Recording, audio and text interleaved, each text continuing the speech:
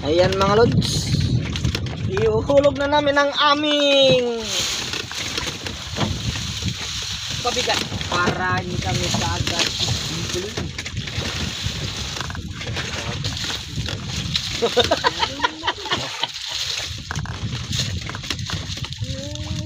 Tiger look. Hiray mo yan.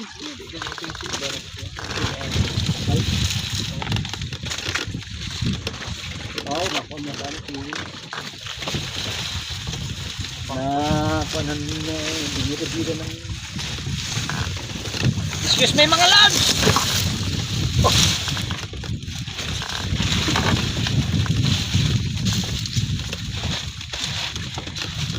Sana may tuna dito mga lods. Para naman ano ba yung lamog naman yan. Ay, walang ulam. Kaya yung ulam ngayon.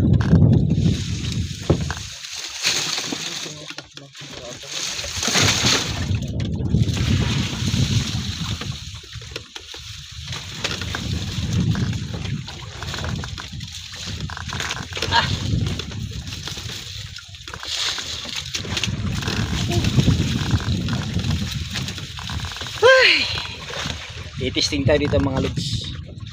Galing talaga ng anak ko magupit oh. Parang ano, stay at home. Bye bye.